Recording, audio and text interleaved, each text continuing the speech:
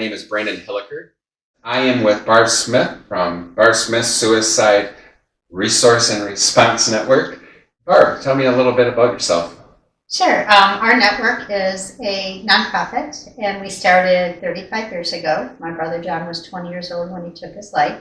And our network's mission is to prevent suicide through education, advocacy, connection to resources, and to support people impacted by suicide. So that long mission statement really means that we do a lot of education, a lot of trainings, destigmatizing mental illness and suicide. So we do lots of trainings for anyone middle school or older. We do different levels of trainings. And then we are an advocate. So with the state, we're on many organizations and committees to help make changes in the way we work with families or individuals struggling with thoughts or mental health. And then we connect people to resources. So we help people navigate a system that's oftentimes complicated. And then we do the aftercare. So when there has been a death by suicide, we have an ongoing support group, an outreach team, and we help support people who are struggling in their grief. So I always say we have the opportunity, and we're one of the few in the state of Michigan that do the full circle. So a lot of prevention efforts, a lot of connections navigating, and then we care for people impacted. What made you decide to start doing the education aspect of the trainings? Yeah, so when we first started, when my brother took his life so many years ago, we thought the stigma of suicide and mental illness was bad then. Right. Now, it was really bad 35 years ago, right? So what we did is we predominantly started in the aftermath running a support group. We're the second longest running group in Michigan. So I went and got trained, around the country on how to facilitate a group. And I thought, we can sit around this table for the next 30, 40 years and care for people impacted. But I wanted to go upstream. I wanted to take our grief and find purpose. So we started to do more of the prevention efforts. So we really do both. Last year, we delivered 62 suicide prevention trainings, and we trained nearly 10,000 people. So initially we started with the aftercare only, but now we've been involved both local, state, national levels. So we've just taken it to a higher level now. Yeah. Like using our voices, using the survivors, using people who struggle like yourself to share their stories and to help us to make change in the world as we see it. Wow, 10,000 people in a year. Yeah. That's inspiring. Yeah. So we have a lot of work to do, don't we? Yeah. So for those who are watching that don't know my story, in 2013, I was a commercial diver in the Gulf of Mexico. I was a biker. I used a lot of substances, and I self-medicated, and I acted on my suicide thoughts. And I ended up in a coma for 2 weeks, and when I got out of a coma, life was drastically different. I thought ending my life would be better, and it made things worse, but I'm still here. I had a lot of brain damage. I had to learn how to talk and walk and communicate with people. Like having the conversations we are now in 2013 were very difficult. Like my brain just was not sending the signals to my mouth, and it was very difficult. So suicide is a very important topic to me. And just to hear that there's 10,000 people in 1 year trained is amazing, because when I acted on my thoughts, people in my circle, one, I was a big tough guy, underwater welder, biker, I didn't need help, and I didn't have the people in my circle that were trained. And it was, like you said, 35 years ago was different. Just 13 years ago was different. 5 years ago was different. Right, yeah. The stigma, it's gotten better, but it has a long ways to go, but it has gotten better. And that's why your organization is so important to me, is because you're breaking the stigma, you're teaching these skills, you're teaching the skills to everyone, and it's really important. And there's two things that I want to talk to you about. One is that even though all the things I've gone through, even though after the aftermath of what I did caused so much brain damage, that still to this day, during an episode, a manic episode, during when life gets down, I will still have those thoughts. And those thoughts are more of a negative coping skill that my brain has developed through trauma through years and years and years, right? It's just a thought. It's just like, I don't know what to do, thought. Come on, yep. Right. And it's not an act. It's a coping skill. And the second thing that you said that really made sense is the why. That a lot of times when you try to fix somebody's situation, you don't ask why. Yeah. Why are you having these thoughts? Why are you having this situation? And sometimes when you ask that, just letting those people talk, explain their why. Yeah. Like, why are you feeling this way? Rather than pushing your narrative on them, they get to choose and express how they're feeling and why they're feeling it. And that's invaluable. And it doesn't always make sense to the person listening, but it makes sense to you. Right. And if you can talk it through and process it, it oftentimes changes the direction of that conversation. Right. What is the biggest thing that you learned? I love your analogy of the biggest takeaway that you took from Assist, besides the narrative, when you talk about the CPR class that you took. Yeah. I love that analogy. So, I've been CPR trained since I was a commercial diver. You know, like this, it was a skill that had to be learned, first aid response. And this is a CPR mask, and I've been wearing this one for probably 11 or 12 months. And it's always on my keychain because I do so much endurance sports, running outside, snowboarding, anything. You never know when someone's going to go in cardiac arrest, right?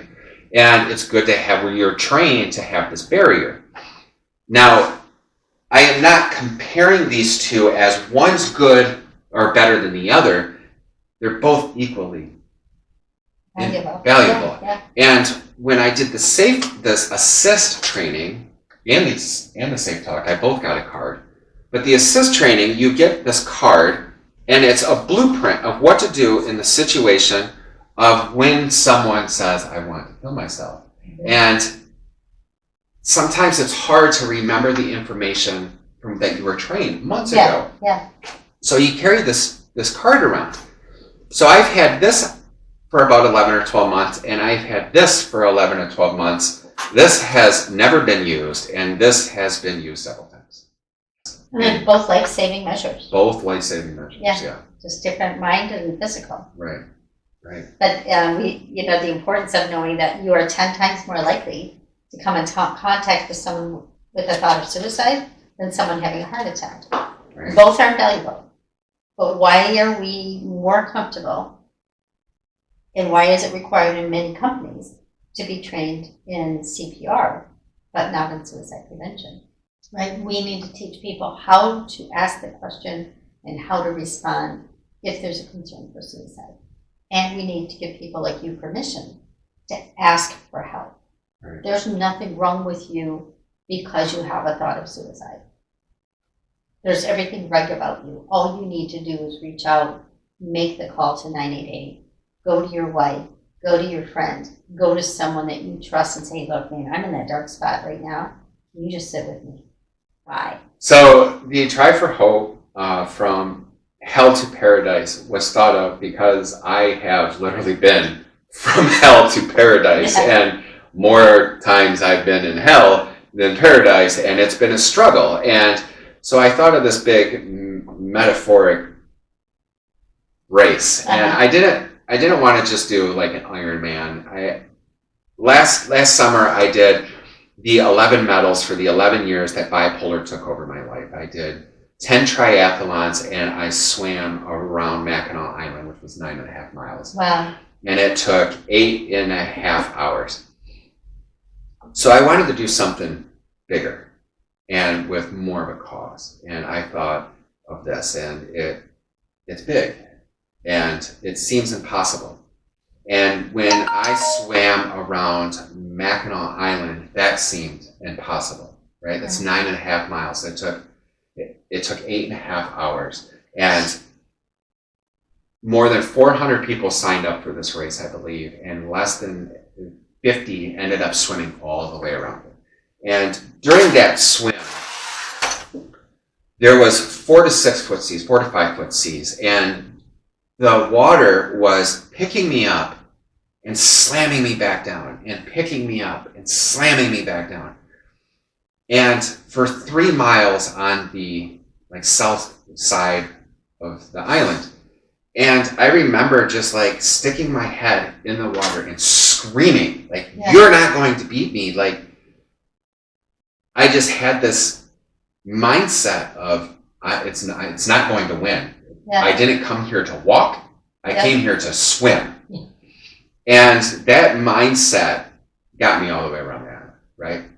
And that mindset is what that strength, that fortitude, that drive, that resiliency that got me around that island, that got me through the 11 medals for the 11 years, is the mindset that I need to have when I have my thoughts, Because you can give me all the therapy in the world, but those coping skills that I have learned over 44 years of my life, those negative coping skills of thinking of this situation's too hard, I might as well just kill myself. You're a piece of shit and you don't deserve to be here. And those negative thoughts, that strength mindset is the mindset that you have to have, 1, to get through it.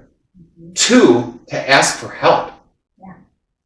It's hard to ask for help because of the stigma, because people tiptoe around it. Yeah, and you don't want to be weak. Right, you don't want to be weak. And you need this strong mindset. And the Try for Hope is kind of what I'm hoping to give to other people, is that no matter how hard it is, it's okay to ask for help. Yeah. And sometimes it's okay to just grab hope and hold on to it. That tomorrow's going to be a better day. Yeah, even for this minute, right? For a minute, 1 minute. All day, right now. Right now. Yeah. And that's what I want to do. That's really what I want to show people, is that the impossible is possible. This 355-mile triathlon has never been done before. It seems impossible. How is this even possible? Yeah. And I'm doing this in 72 hours. So you're starting on Bike and Hail. Yeah. On what day? So July 25th, I'm starting in Hell, Michigan, and I am biking 285 miles to Mackinac City. And then you're going to take a nap? I'm going to try to take a nap because I'm going to try to average about 17 miles an hour, which will take anywhere from 15 to 17 hours depending on obstacles. Yeah. And we face obstacles every day. Yes, every triathlon that I have done, I have faced an obstacle. So it could take 15 hours in a perfect world, and it's not a perfect world, so I'm expecting 17 hours. Yeah. And when I get there, I'm going to try to sleep a little bit. And then I'm going to wake up and I am going to swim 5 miles across the Straits of Mackinac underneath the Mackinac Bridge. Oh my gosh, that is so cool. And then when I get out of the water in St. Ignace, I will run 65 miles from St. Ignace to Paradise. And I'm shooting to do this in 72 hours. The bike I'll do 15 to 17. And then on the 26th, I'll do the swim, and I'm going to get out and I'm going to run as far as I can. Yeah. If I can make it all 65 miles, cool. If I can only do 20 of those miles and I need sleep, I'm going to give myself 3 days to do this. Yeah. I'm still kind of fixated on, you said that you have trained 10,000 people. You're a small team making a big difference. And I see that. And what your organization and you have done has inspired me. And that's why I want to do this. And that's why I want to dedicate this to you and raise this money for your organization, is because you are making a big difference, and that this situation, suicide is an important topic. And so, this is how you watching this video can help us. The goal is, I'm going to go 355 miles. And the goal is for people to donate money per mile. And the goal is $20 per mile. Mm-hmm. And I'm going to go as far as the donations take me, And Donate a lot of money. Donate a lot of money. So I can go 10 miles or I can go 355 miles.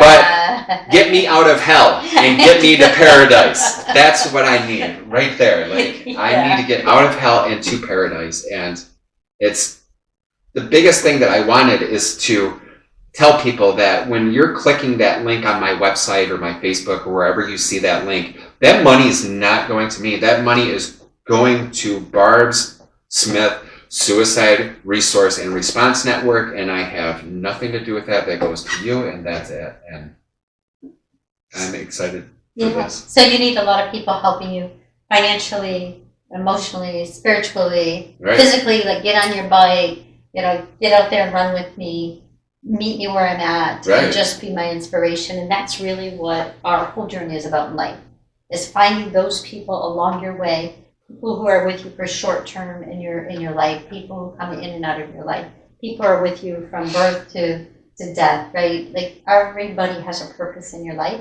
And my hope is that people who hear this, people who click on your link, will take the time and the effort to meet you where you're at and to ride beside you, run beside you, and whatever it takes to get you there. Yeah. So If you see me riding or running, jump on. bring you a banana or a donut. Right. Right. Come join me. If you're ever having thoughts of suicide, don't be afraid to pick up the phone and dial 988. Don't be afraid to ask an amazing resource like Barb Smith for help or for something. And there's a lot of amazing people out there that will help you in one way or another to achieve your goals. And if your goal is to survive, there's someone out there that'll help you.